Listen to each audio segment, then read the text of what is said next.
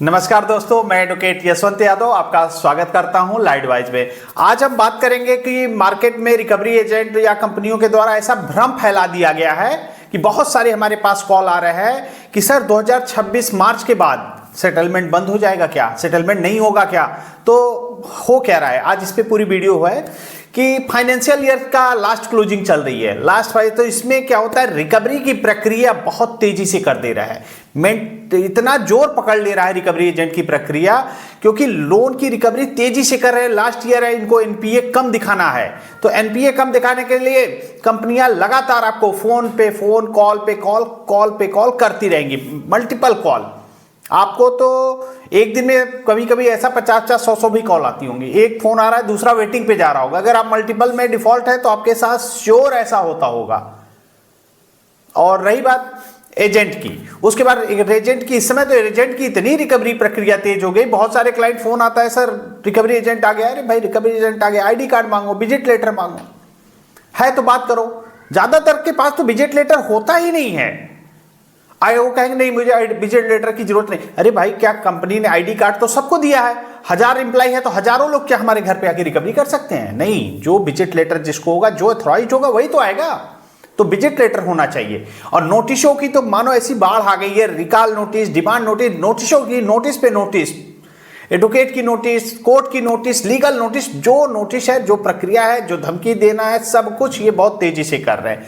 और ऐसे ऐसे बातें बता रहे हैं कि आप मेंटली प्रेशर में आ जाएंगे। क्या मेंटली माने पागल हो जाए जिनकी बातें सुन करके, मेंटली प्रेशर बनाना चाहते हैं। एक दिन में 20-20 कॉल क्यों कॉल कर रहे हैं? एक बार आपने बता दिया कि हाँ ये प्रॉब्लम है, ये प्रक्रिया है, ये चीजें हैं, तो सब रुक जाना चाहिए ना। एक ही आदमी एक बार कॉल किया, फिर रोटेशन, कंप्यूटराइज कॉल, ये कॉल और इतनी कॉलें आती क्यों आती है? साइकोलॉजिकल प्रेशर में लेना, मत उठाओ फोन। पागल हो जाने से अच्छा है फोन ही मत उठाओ। कोई संविधान में ऐसा कोई नियम नहीं है। अच्छा, अभी आज एक क्लाइंट का फोन आया, वो रिकवरी एजेंट कह रहा था उसको कि तुमने मेरा फोन क्यों नहीं उठाया। अरे तुम होते कौन हो पूछने वाले? मेरा फोन मेरी मर्जी, मेरा फोन मेरी मर्जी, मैं उठाऊं या ना उठाऊं, ठीक है।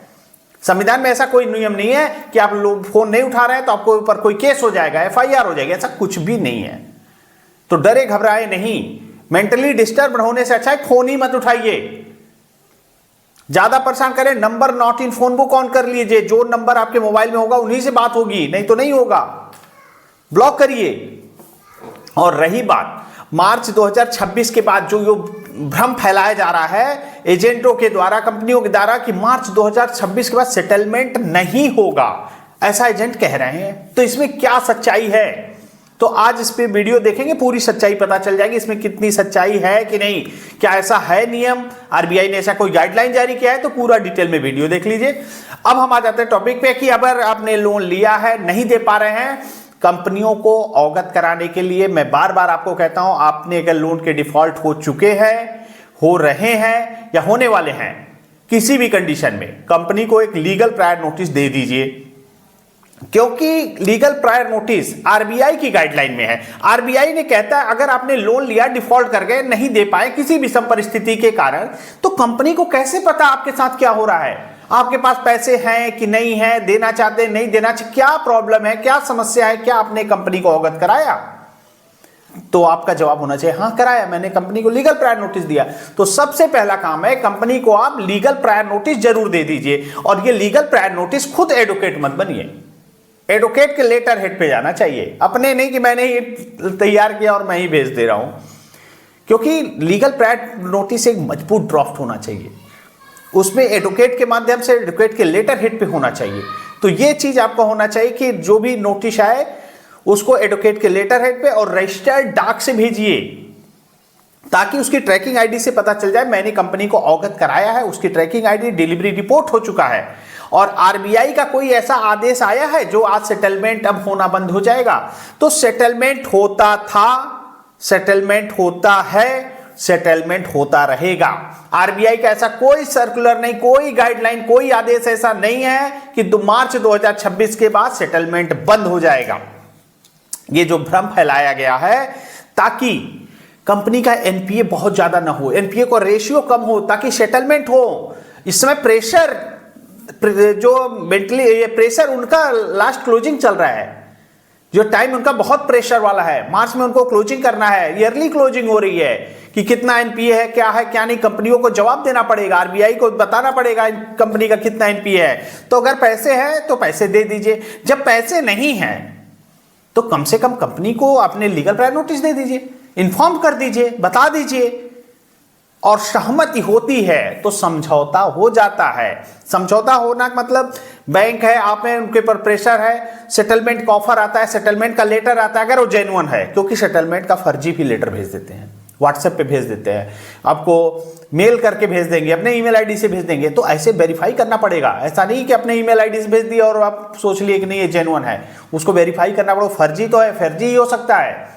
तो सेटलमेंट लेटर कभी भी आपके पास आए तो किसी एडवोकेट के माध्यम से, जो उसका एक्सपर्ट हो, लोन के, या फिर आप हमारे माध्यम से उसको वेरीफाई करके तभी आप उस पर सेटलमेंट करिए। मैं बताऊंगा हाँ आप पेमेंट करिए, जेन्युइन है तब को करिए, और नहीं तो सेटलमेंट, फर्जी सेटलमेंट में मत करिए। और एक चीज जान लीजिए, सेटलमेंट सुप्रीम कोर्ट ने, माननीय सुप्रीम कोर्ट ने यह भी किया, सेटलमेंट आपका मौलिक अधिकार नहीं है। क्या आपका मौलिक अधिकार है? लोन सेटलमेंट कंपनियों की सहमति से होता है। कंपनियां चाहती हैं, अपना एनपीए बढ़ रहा है, उनके ऊपर भी प्रेशर है, और आपके ऊपर भी देख रही हैं कि आपके पैन कार्ड पे कितने लोन है, कितना डिफॉल्टर है, कितना नहीं दे पा रहा है, विषम परिस्थिति है, तो सेटलमेंट पे आ जाती है। तो हमेशा सेटलमेंट होता था, सेटलमेंट होता है, सेटलमेंट होता रहेगा। ऐसा नहीं है कि 26 मार्च 2026 के बाद सेटलमेंट बंद हो जाएगा, ये केवल भ्रम फैलाया गया है फर्जी रिकवरी एजेंटों की तरफ से। तो एडवोकेट जो लोग होते हैं, जैसे मैं एडवोकेट हूं, तो आरबीआई की जो गाइडलाइन है, जो घोषणाएं हैं, जो से हम लोगों को पूरा अपडेट होता है, क्या नई गाइडलाइन आई है, क्या आपका अधिकार है, क्या आपका राइट्स है, क्या करना चाहिए, क्या नहीं करना चाहिए। और रही बात मार्च में पैसा है तो सेटलमेंट का ऑफर आता है तो सेटलमेंट कर लीजिए, है तो देके क्लोज कराइए, और जब नहीं है तो क्या कर सकते हैं? तब नहीं है तो जो लीगल प्रायर नोटिस आप दे करके चुपचाप बैठिए, जो प्रोसेस होगा, जो recall notice, demand notice, arbitration notice, जो प्रक्रिया होगी वो प्रक्रिया आपको करना पड़ेगा। तो मार्च में सेटलमेंट पे अच्छा खासा डिस्काउंट मिल जाता है। तो ये प्रक्रिया होती है कि मार्च में अच्छा खासा डिस्काउंट मिल जाए तो आप उसको ले करके क्लोज करके अपने जो मल्टीपल लोन में फंसे धीरे धीरे करके इससे लोन के जंजाल से आप बाहर निकल जाइए। और कभी भी कोई दिक्कत आती है, रिकॉल नोटिस हो, डिमांड नोटिस हो, आर्बिट्रेशन नोटिस हो, नोटिस का आपको रिप्लाई जरूर करना है। पैसे नहीं है, कम से कम रिप्लाई तो होना चाहिए, पेपर से तो आप स्ट्रांग रहने चाहिए। इधर आपने लोन का पैसा नहीं दिया, उधर आपने कंपनी को अवगत भी नहीं करा रहे हैं, बता भी नहीं रहे हैं आपकी समस्या क्या है, दिक्कत क्या है। मान लीजिए भविष्य में कोई कोर्ट में केस हो जाएगा तो आप तो ये बता सकेंगे मैंने कंपनी को अवगत करा रखा है, मैंने कंपनी को जरिए रजिस्टर्ड डाक स्पीड पोस्ट के माध्यम से बता रखा है कि मेरी ये विषम परिस्थिति है, आपने लीगल प्रायर नोटिस दिया हुआ है, तो आपका भी इस बात सुनी जाएगी और आपको उसके लिए बेनिफिट मिलेगा कि हाँ ठीक है इन्होंने कंपनी को अवगत करा रखा है। तो बिल्कुल डिफॉल्टर आपको नहीं बनना है, आपको जेन्युइन डिफॉल्टर है तो जेन्युइन ही रहिए कि हाँ मैं किसी विषम परिस्थिति के कारण लोन की नहीं दे पा रहा हूं। और कोई दिक्कत हो, समस्या हो, परेशानी हो, हमारा नंबर आप हमसे संपर्क कर सकते हैं, पर्सनली मीटिंग कर सकते हैं। और किसी प्रकार की कोई दिक्कत हो, समस्या हो, परेशानी हो, हमारा नंबर है, आप हमसे संपर्क करें। मैं अपनी बातों को यही समाप्त करता हूं। जय हिंद, जय भारत, धन्यवाद।